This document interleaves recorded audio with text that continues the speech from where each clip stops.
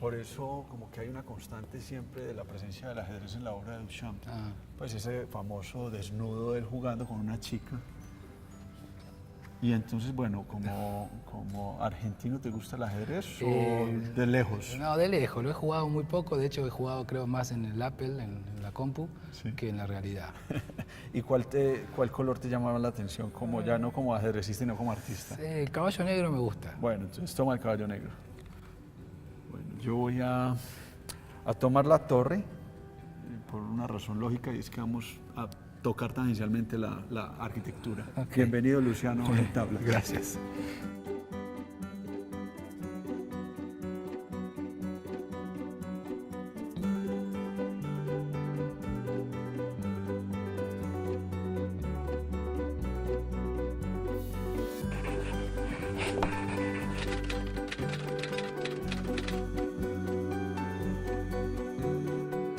Luciano, te formaste como arquitecto en Buenos Aires, pero tu ciudad es un poco más retiradita, ¿no? Junín queda a 250 kilómetros de Buenos Aires, pero para nosotros es como siempre era normal, porque 250 kilómetros uno los hace en 2 horas y media en auto. Sí. Entonces siempre íbamos a Buenos Aires a ver a Soda Stereo, o a una obra de teatro, o a ver un partido de fútbol. Claro. Entonces, cuando llega el momento de empezar una carrera, normalmente la gente de Junín se va a estudiar a Buenos Aires. ¿Y este apellido es de dónde? Italiano, nosotros somos italianos. Somos Luciano Benvenuto es mi nombre real. Denver, ¿sí? Denver viene de otro lado. Yo soy Benvenuto y me decían Bembe de chiquito. Y un día un compañero justamente de la Universidad de Arquitectura, ya mayor, me dice, como mis amigos en Junín me decían Bembe, él vino de Buenos Aires a Junín y escuchaba... ¿Y eso sí? ¿Se escribe así? Benvenuto con una sola T, Ok. que es bienvenido en italiano. Entonces empezó a escuchar que todos me decían Bembe y dijo, Denver, qué buen nombre. Y todos mis amigos empezaron a decirme Denver. Y así quedó desde los 18 años. Yo me encontré con tu trabajo ya hace algún tiempo, unos años atrás en Bogotá, y me llamó mucho la atención, poderosamente la atención, porque entendí que había como una idea un poco descabellada, como todas las ideas utópicas, de organizar el mundo. O sea, como, ay, este man quiere organizar el mundo. Total. Y me hizo acordar de algo que siempre para mí ha sido una fascinación dentro de la arquitectura, que son los dioramas, pero especialmente los dioramas de los panoramas del siglo XVIII, que son estas cosas que se hacían por allá. Este es un ejemplo de Robert Barker, de un diorama donde había que ingresar y entrar y ver una pintura gigantesca realizada hacia 1790, algo así. La que sigue hace como relación a un dibujo estando y habitando ese espacio. Me imagino que conoces los panoramas, ¿no? Sí, claro, por supuesto. De hecho, los panoramas son los que me hicieron artista de alguna manera, porque en historia del arte, en arquitectura, es cuando empezamos a ver las pinturas hechas por los grandes del 580, ¿no? Sí. Pero que en arquitectura nos mostraban cómo pintaban los edificios, los grandes Sí. pintores. Entonces, claro, yo me quedaba entendiendo qué están queriendo decir. Entonces, están con una pintura, están queriendo mostrar a lo que se ve llegado en arquitectura. Entonces eso me hizo empezar a ver la pintura de una manera distinta. Entonces al ir a Bellas Artes en Buenos Aires, que hay mucha obra de paisajismo, Sí. empecé a ver las batallas. Estamos hablando estás haciendo arquitectura en la UBA. En la UBA, Universidad de Buenos Aires. Sí. Sí. Entonces empecé a ir al museo con otro ojo, porque antes iba al museo y como miraba las obras, ¿no? Ahí empecé a ir al museo a entender qué era lo que me quería decir una pintura de paisaje o una pintura de lo que quiera, ¿no? Que haya Museo de Bellas Artes. Y ahí fue que empecé a decidir que me parece que lo que quería era ser artista y no quería ser arquitecto. Además empecé a trabajar con arquitectos, a colaborar, y no me gustaba la profesión, eso de tener mucha gente a cargo, obreros, que de hecho me hice algunos errores, ¿no? Típico de primera obra, tuve una primera obra en la que me equivoqué, y dije, no, esto no es para mí, yo tengo que tener una profesión no menos responsable, porque a veces uno cree que el arte puede ser menos responsable, en realidad uno se está haciendo mucho más responsable porque depende todo cada vez más de uno, pero sí en el sentido de que quería que la responsabilidad sea mía sola, no que no se le caiga una pared a un Claro, individuo claro. encima, ¿no? Luciano, esta otra imagen a mí me llama mucho poderosamente la atención. Es una imagen del canadiense Jeff Wall que retrata una poderosa panorámica que está en Lucerna, que explica un poco la invasión napoleónica a Suiza. Lo lindo de esta imagen es que es una caja lumínica como publicitaria con esta gente reconstruyendo de manera panorámica un panorama. Un poco me pasa cuando veo tu trabajo, es decir, como que te fijas en la dinámica de la representación para a partir de unas cosas muy elaboradas empezar a... ¿Eso empieza con esa idea del arquitecto viendo el arte? Creo que empieza con la necesidad de querer mostrar tiempo en una imagen quieta. Wow. Creo que fue así, porque había una necesidad de querer mostrar lo que podía pasar en un espacio y con una sola imagen no lo lograba. Entonces, en una composición donde uno puede ver diferentes momentos, de alguna manera aparece el tiempo, sí. Y fue así. Así empezó. Sí. Ese tiempo congelado, pues estamos hablando de la fotografía, es un intervalo temporal como cerrado, ¿cierto? Sí. Un 125avo de segundo. No, yo digo del tiempo en general, sí, de poder entender si acá tiempo pongo... elongado. Sí, Tiempo elongado. De hecho, para poder ver una imagen panorámica uno necesita tiempo, ¿no? Porque uno arranca y la tiene que leer o de izquierda a derecha o de derecha a izquierda. Claro. Se va a demorar mínimo 3-4 segundos en poder leer una imagen. En vez de una imagen quieta, la vas a leer en un instante. Sí. Sí, entonces habría como un doble tiempo. El tiempo que se toma la imagen en ser procesada por el fotógrafo y el tiempo que yo voy a ocupar como vidente frente a la obra. Acá estamos frente a una de tus exposiciones, ahí hay unas fotografías, enseguida las vamos a ver más detalladamente, pero ¿cómo operan los montajes en tu obra, Luciano? Acá hay dos tipos de montajes. Están los montajes de las obras que vemos ahí que ya existían, porque esta es una exposición que surgió el año pasado, pero las obras eran del 2013.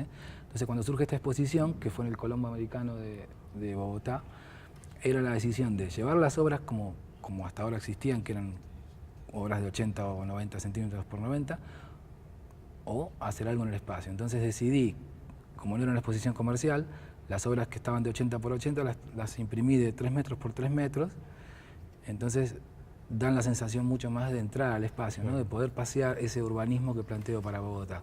Y asimismo hice una instalación porque uno podía caminarla, una instalación de 8 metros de fondo, que también invitaba a conocer ese espacio en tiempo y...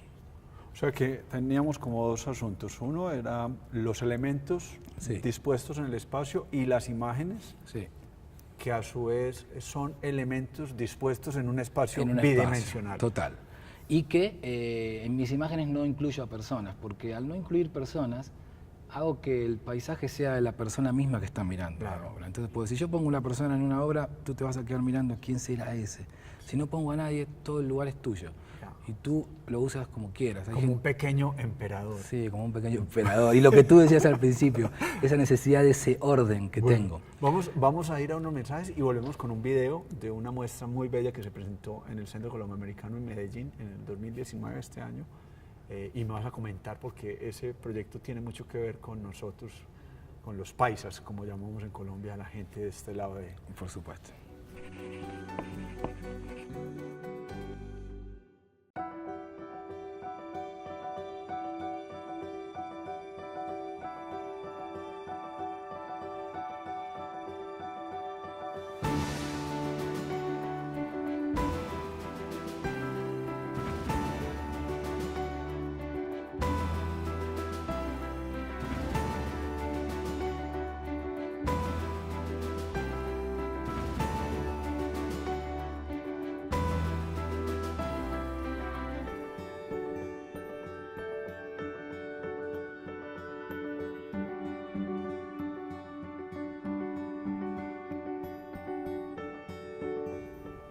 Bueno, Luciano, esta exhibición tuvo lugar en el Centro Colomboamericano de la ciudad de Medellín y es una pieza panorámica, por eso empezamos con los panoramas.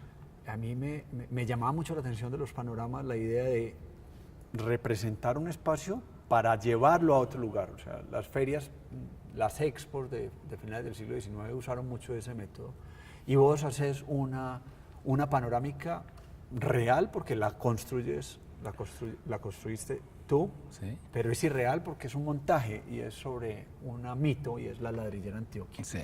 ¿Cómo te encontrás con esa ladrillera? Bueno, a mí mis trabajos básicamente son investigaciones personales que hago, entonces nunca las vas a encontrar en internet. O sea, si buscas los temas que yo estoy abordando en mi obra, no los vas a encontrar, porque son análisis personales. Ya. Entonces, cuando llegué a Medellín, la primera vez, a mí me gusta mucho creer en lo que siento cuando llego a un lugar, Sí. sin que nadie me diga nada. Y cuando llegué digamos, al Parque Berrío, a esa zona, miraba para un lado, miraba para el otro y veía ladrillos, ladrillos, ladrillos. Era como sentirse en un anfiteatro romano, ¿no? Sí. Donde yo estaba en el campo, ¿no? Abajo, con los leones, y veía todos los ladrillos. Entonces dije, acá hay algo entre Medellín y el ladrillo. Después, bueno, tuve algunos artistas que me fueron contando historias, pero la realidad es que el ladrillo lo ocupan, están todos los estratos sociales de la ciudad. Claro, todos, ¿no? Vos fíjate que desde el estrato 1 hasta el estrato 7, la ciudad está hecha en ladrillo. Entonces, todos los estratos medellinenses comparten un mismo material. Y no es un dato menor, ¿no? O sea, es como el orden social dado por un material también. Sí.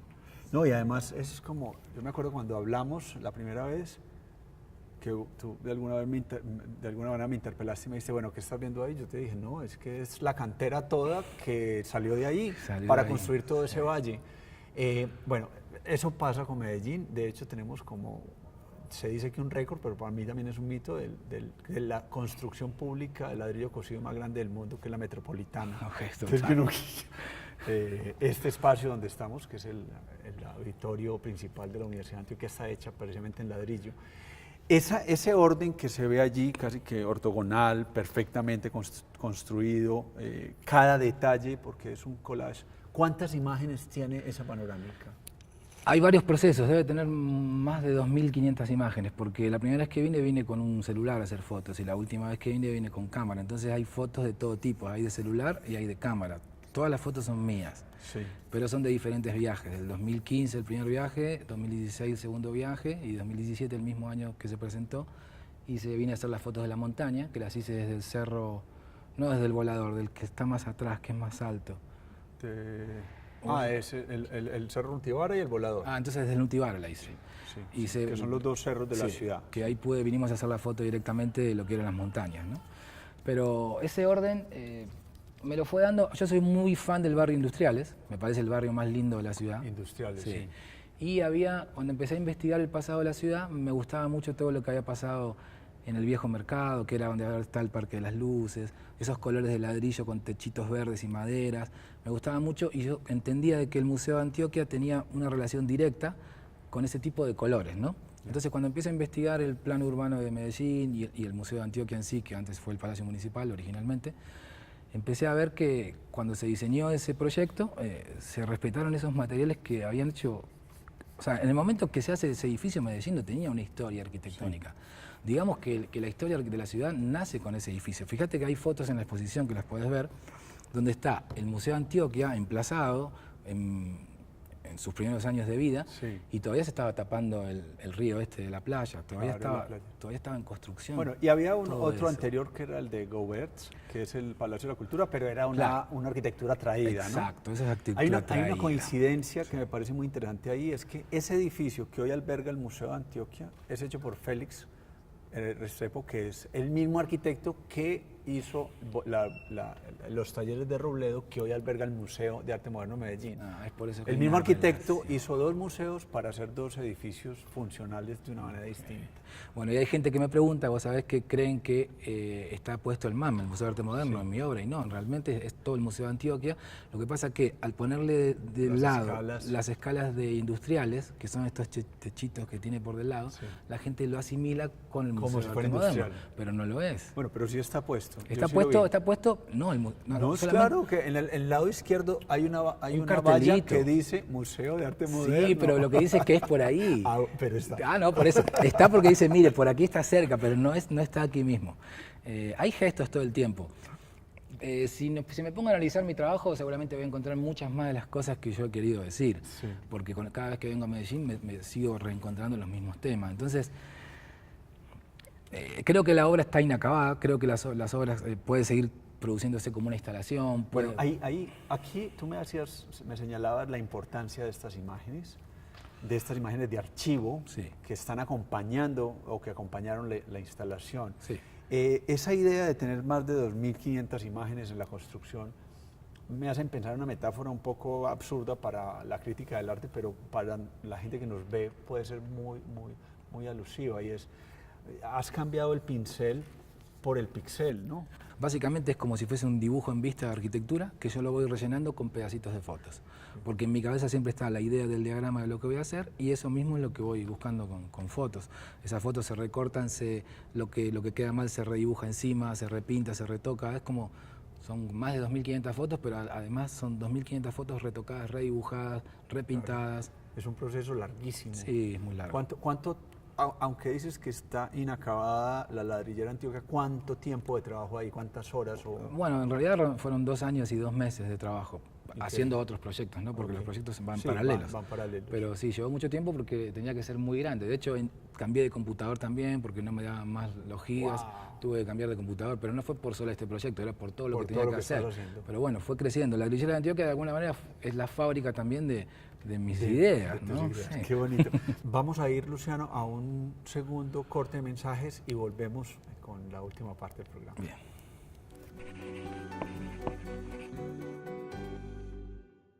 Luciano, hay en tu trabajo una parte como bastante interesante.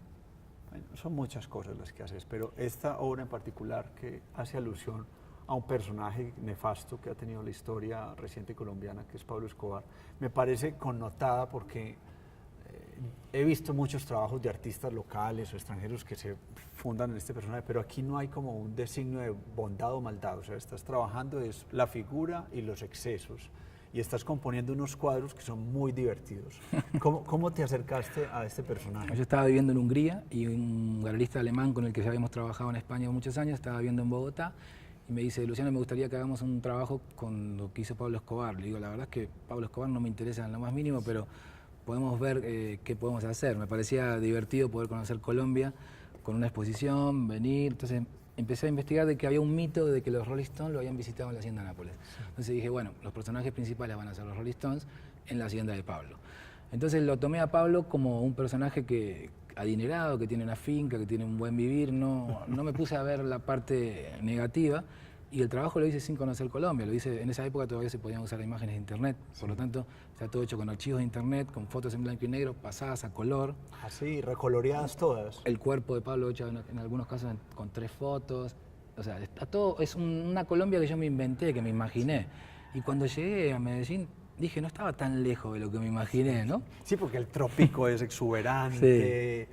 Entonces, bueno, el detalle de esta obra es que se comercializó en unos maletines de madera que hicimos en el Estudio Las Nieves en Bogotá. Hicimos una serie de 7 y los 7 maletines se vendieron fuera de Colombia. Wow. Y las historias son lindas porque la gente, 3 de los maletines se fueron para Inglaterra, por lo tanto eran viajes que hacían escala en Miami o en New York y la gente lo tenía que llevar consigo, el maletín, y generó conflictos al pasar, ¿no? Entonces claro. Digo, cómo una energía que siempre fue molesta lo sigue siendo en el transcurso del tiempo. O sea, la obra, sin querer tocar ese tema, lo tocó y al producir el traslado de la obra en un maletín generó un conflicto, ¿no? Claro. Los maletines son históricos en esa época. Sí. Vos tenés una formación como arquitecto, eso te da una visión bien particular de la geometría, de la perspectiva y demás. Esta ciudad parece ser que está signada por la arquitectura contemporánea. ¿Qué ves en la arquitectura en la ciudad de Medellín con respecto a lo que estás conociendo en el mundo? Me fascina, siento que cada vez que vengo a Medellín, lo digo siempre, es una ciudad muy contemporánea. A mí me hace pensar en Múnich, en Stuttgart, en el sur de Alemania. Tiene muchos parecidos, no solamente de arquitectura, sino de fisonomía de la ciudad, porque estamos hablando de ciudades montañosas, con escalas y con escaleras, y donde eso genera paisajes distintos y puntos de vista hacia arriba, hacia abajo, hacia los costados. Yo la veo muy parecida a Múnich o a Stuttgart, así la arquitectura, muy parecida. Bueno, Luciano, la relación de la arquitectura y el arte en Medellín es muy especial, por eso te lo preguntaba. Y en tu trabajo hay como una cosa que me recuerda a mí, una generación de arquitectos que conformaron un grupo que se llaman Utopía y buscaban precisamente una visión utópica de esa realidad. A lo mejor los conoces. Sí, por supuesto. Esa obsesión por generar como esos espacios verosímiles, pero pero clínicos, muy limpios, casi que equilibrados, que es un sello muy particular de tu trabajo. Sí. Es como una evolución de esa transmutación entre arquitectura y arte. De alguna manera lo tengo en mi sangre, el proyecto Utopía. Y ayer caminábamos con Ana cuando bajábamos del poblado hacia la estación del metro. Sí. Le dije a Ana, Utopía hubiese pensado la ciudad también como unos grandes puentes que cruzan de las montañas de oriente hacia el occidente, porque podría ser algo gigante así, dando sombras en la ciudad, unos puentes enormes, y uno llegaría en 3 minutos. En vez de ahora, para llegar del oriente al occidente, uno puede demorarse 2 horas. Claro, ¿Sí claro. o no? Hay que bajar para volver a subir. Entonces, las ideas de Utopía las sigo teniendo presentes en mi idea. Aquí estamos viendo algunas de las piezas tuyas que hablan de precisamente como de ese principio. Sí. Y se ven muchas topologías, muchas topografías, muchas geografías. Esto es de pronto una geografía capitalina, bogotana, y hay un Yarumo, hay el Ponquerramo, que para nosotros es histórico, pero antes habíamos visto como una construcción de La Paz, sí, paseña. Esto es en Cuba. Esto es en Cuba. El viaje en función de la construcción de estas imágenes es determinante, ¿no? Sí, el viaje lo hago, mira, básicamente la profesión me la inventé porque yo quería viajar, porque con mi papá viajaba mucho de chiquito y dije, ¿de qué voy a vivir cuando sea grande si yo quiero viajar? Entonces me inventé, yo siempre lo digo, me inventé una profesión porque dentro de las artes puedes ocupar muchos lugares, ¿no? Sí. Pero me inventé una que me permite viajar y construir con las fotos de esos viajes. Bien. Como una vez dijo Montañés, que es un curador español, dijo, normalmente nosotros las fotos de los viajes las guardamos en una bolsa, en un computador. Sí. Tú haces tu trabajo con las fotos de los viajes. Qué bonito. Bueno, sí, muy bonito. Bueno, Luciano, no, yo estoy muy agradecido con tu visita.